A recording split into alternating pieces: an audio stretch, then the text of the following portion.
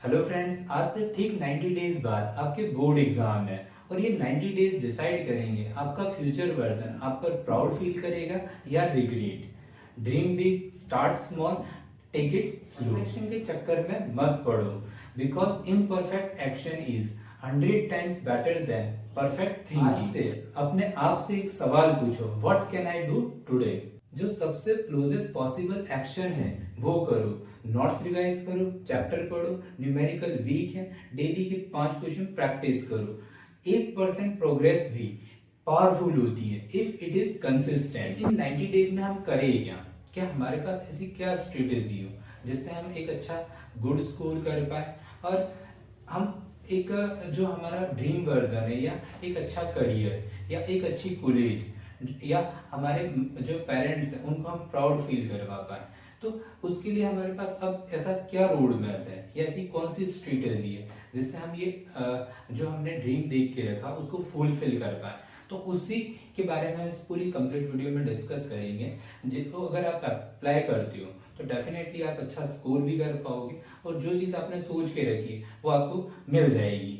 तो आप वीडियो के अंत तक बने रहें और यह वीडियो आपके लिए काफी यूजफुल होने वाली है। तो चलिए शुरू करते हैं। तो सबसे पहले हम देखते हैं जो भी बच्चे बोर्ड एग्जाम की तैयारी कर रहे हैं। अब हम बोर्ड एग्जाम की तैयारी कर रहे हैं, हम दोनों के लिए बात करेंगे, सीबीएसई और आरबीएसई। क्लियर है?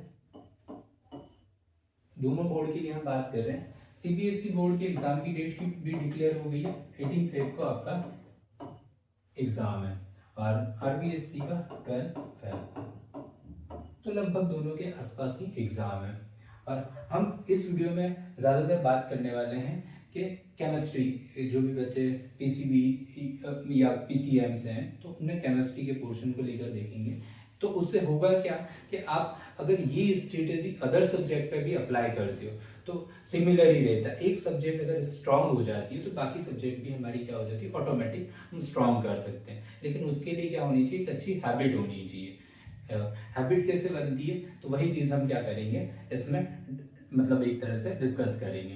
तो चलिए शुरू करते हैं। तो सबसे पहले हम देखते हैं कि हमारे पास के इसका रोड मैप क्या है सीबीएसई और आरबीएसई बोर्ड के अकॉर्डिंग। तो अगर हम केमिस्ट्री को देखें तो केमिस्ट्री को हम 3 पार्ट में डिवाइड कर सकते हैं। ठीक है, इसको मैं थोड़ा सा ऊपर कर लेता हूं। ठीक है, हम केमिस्ट्री को कितने पार्ट में डिवाइड कर सकते हैं? 3 पार्ट में डिवाइड कर सकते हैं, फिजिकल केमिस्ट्री, इनऑर्गेनिक केमिस्ट्री और ऑर्गेनिक केमिस्ट्री।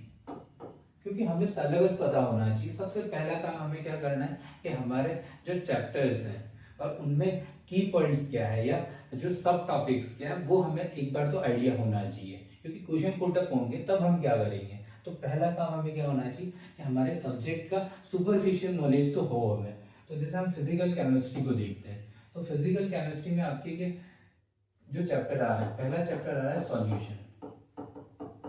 क्या आ रहा है? सॉल्यूशन। सेकंड चैप्टर आपका क्या दे रखा हुआ है? इलेक्ट्रोकेमिस्ट्री।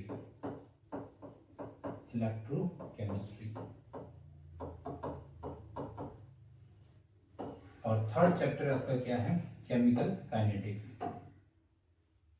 थर्ड चैप्टर क्या है आपका? Chemical kinetics. Chemical kinetics. Clear है? इनऑर्गेनिक केमिस्ट्री में आपके चैप्टर्स हैं डी एंड एम ब्लॉक और कोऑर्डिनेशन कंपाउंड।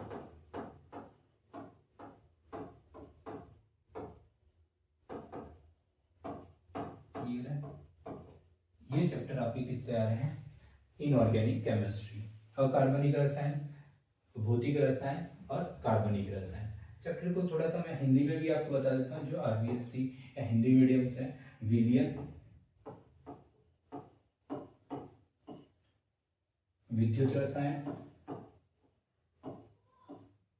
और रासायनिक बलगतिकी। रासायनिक बलगतिकी। क्लियर है? तो ये तो आपके क्या हो गए? चैप्टर्स हो गए। अब डी एंड एम ब्लॉक को डी एंड एम ब्लॉक ही बोलते हैं। कोऑर्डिनेशन कंपाउंड को हम क्या बोलते हैं? उपसहसंयोजन यौगिक, उपसहसंयोजन यौगिक। क्लियर है? ये चैप्टर क्या होगा आपके?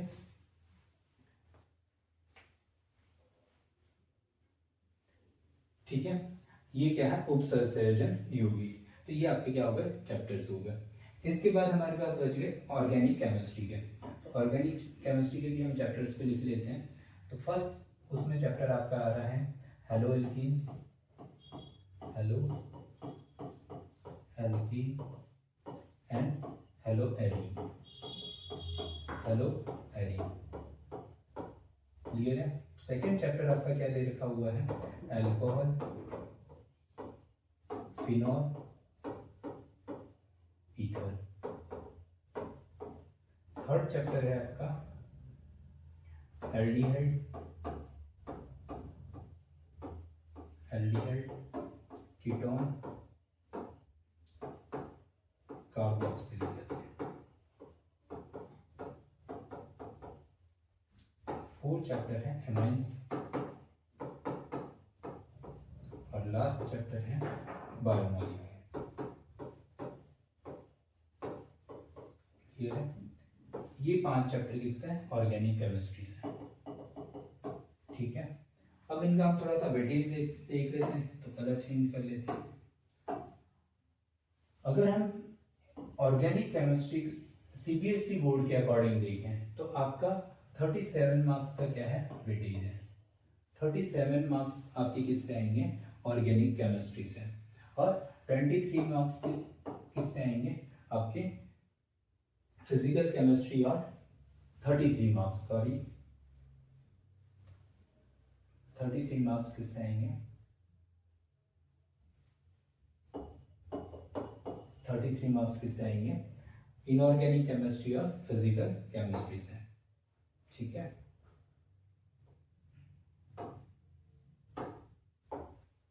33 मार्क्स। तो ये वेटेज आपके लिए सीबीएसई बोर्ड के लिए हो गया। और जिसमें ये जो बायोमॉलिक्यूल वाला चैप्टर है वो काफ़ी इजी है, एक तरह से थ्योरेटिकल चैप्टर है।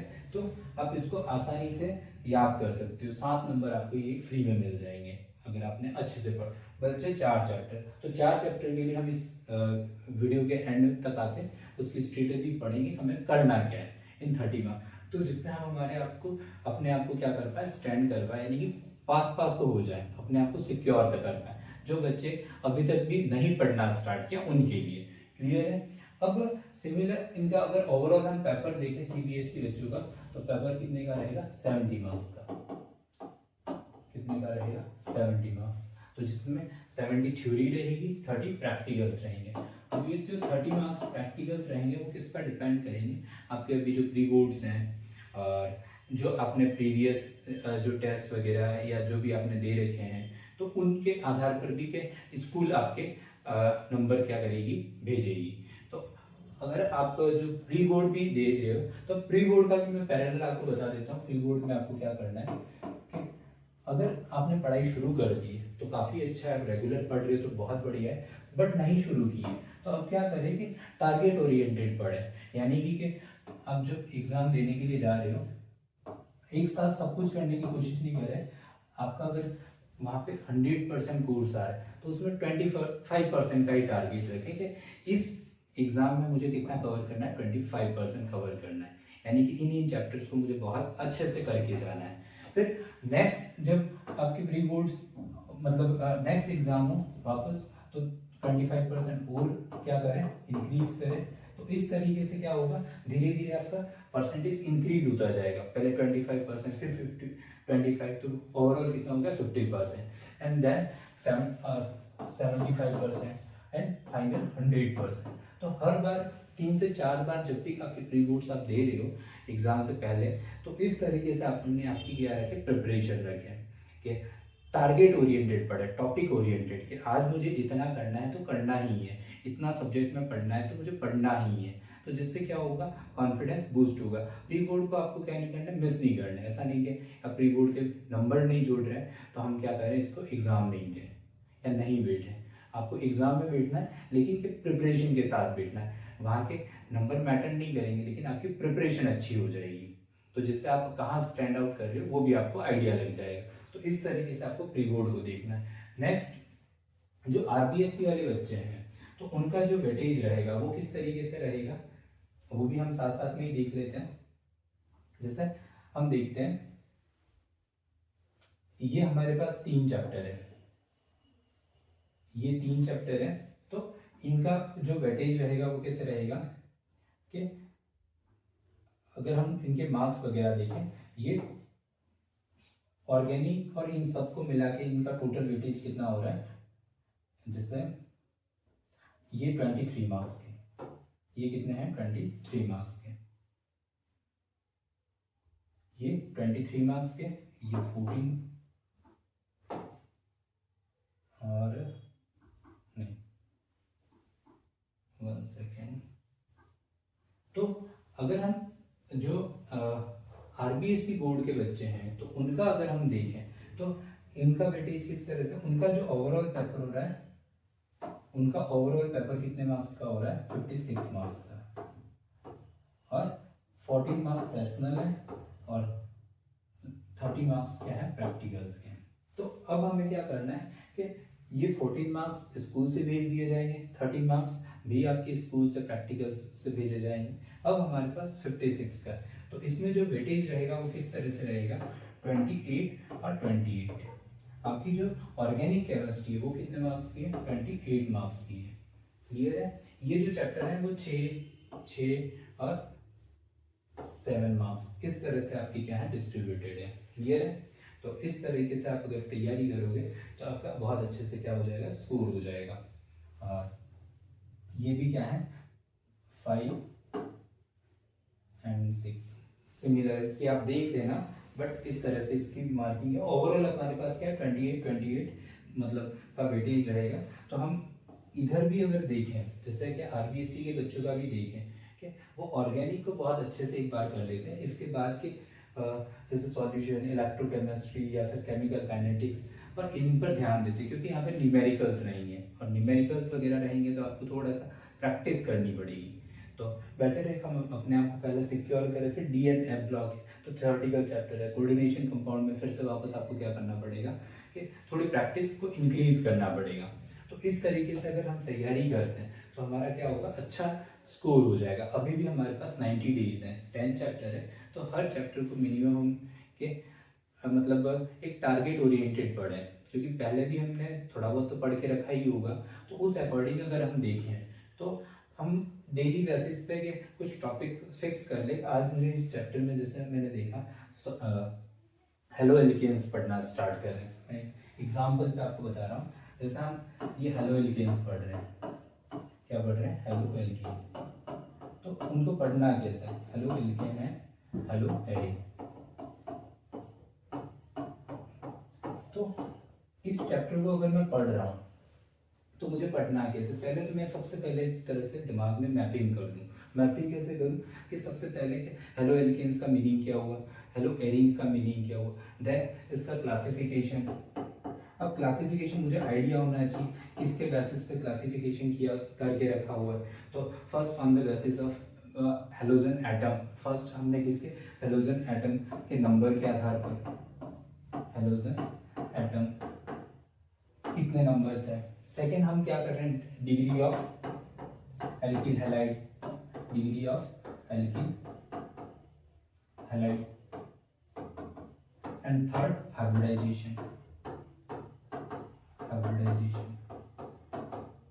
क्लियर है। Third hybridisation. एंड इसके बाद हमने किसके बारे में स्टडी की, कार्बन हेलोजन बॉन्ड नेचर, जो कार्बन और हेलोजन है उनका बंध की प्रकृति किस प्रकार की है इसके बारे में स्टडी की। एंड लास्ट हमने मेथड ऑफ प्रिपरेशन, लास्ट क्या second last method of preparation के हम हेलो एल्केन्स कैसे बना सकते हैं, हेलो एरीन्स कैसे बना सकते हैं। एंड फाइनल हमने कुछ कंपाउंड्स के यूजेस, डेली लाइफ में हमारे यूजेस क्या है या फिर उनके रिएक्शंस वगैरह देखी। एंड नेम रिएक्शंस, इससे सिमिलर कौन कौन सी नेम रिएक्शन। तो इस तरह से हमने क्या ओवरऑल चैप्टर्स को पढ़ा। तो ये हमने एक तरह से रफली आइडिया।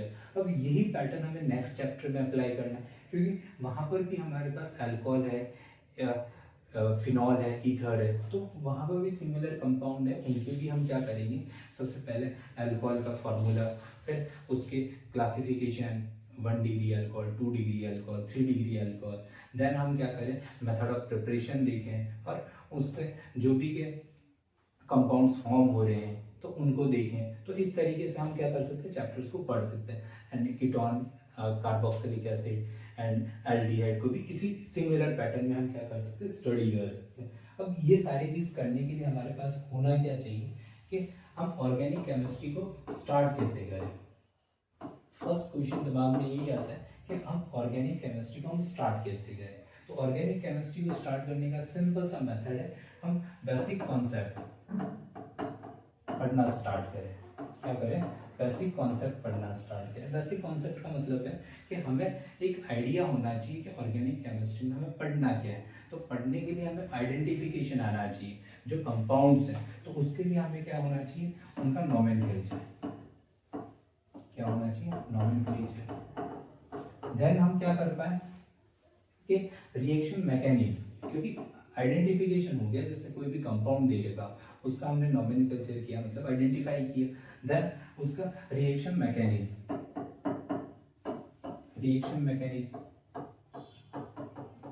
ये रिएक्शन हो कैसे रही है, या जैसे ESR रिएक्शन है या फिर NSR रिएक्शन है या फिर हम कहें एलिमिनेशन रिएक्शन है, तो ये रिएक्शन हो कैसे रही है वो भी हमें आइडिया होना चाहिए।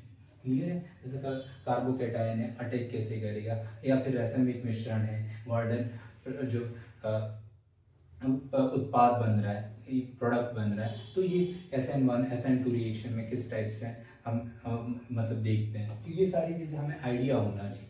नेक्स्ट हम देखें कि नेम रिएक्शन, कुछ नेम रिएक्शंस है जो हमें अगर एग्जैक्टली पता है, याद है, तो हम एग्जाम में डायरेक्टली क्या कर पाएंगे, इससे रिलेटेड क्वेश्चंस कर पाएंगे। क्लियर है। एंड फाइनल हमें क्या करना है कि हमें कुछ सैंपल पेपर्स लाने हैं। क्या करना है, सैंपल पेपर लाना। अब सैंपल पेपर से हमें पता लगेगा कि जो प्रीवियस एग्जाम्स हुए उनमें किस तरह का पैटर्न रहा है, क्वेश्चन का स्टैंडर्ड क्या रहा है, क्योंकि कुछ क्वेश्चन हमेशा एग्जाम में क्या होते हैं, रिपीटेड होते हैं। तो हम क्या करें, प्रीवियस ईयर क्वेश्चन पेपर लिखें, देन उनकी क्या करें, प्रैक्टिस करें। अब जैसे ही कोई भी टॉपिक पढ़ो उनकी प्रैक्टिस करो, practice practice and only practice makes you perfect. मतलब आप प्रैक्टिस करोगे तभी क्या हो पाएगा, एग्जाम में अच्छे से क्वेश्चन अटेम्प्ट कर पाओगे। अदरवाइज ऑर्गेनिक केमिस्ट्री या केमिस्ट्री में आप कंफ्यूज हो जाओगे। तो प्रैक्टिस यहाँ ज़्यादा मैटर करेगी। क्लियर है। तो अगर ये कुछ 4 से 5 एक स्टेप आप फॉलो कर लेते हो और एक बार आप किसी एक सब्जेक्ट को अच्छा कर लेते हो और पैरेलल आपको दूसरी भी सब्जेक्ट पढ़नी है, लेकिन एक सब्जेक्ट को अच्छा कर लेते हो तो बाकी सब्जेक्ट ऑटोमेटिक आप धीरे धीरे क्या करने लग जाओगे, अच्छी करने लग जाओगे। बस यही पैटर्न आपको क्या करना है, अप्लाई करना है। तो उम्मीद है यहाँ तक आपको चीज़ें क्लियर समझ में आई होगी। Thank you for watching.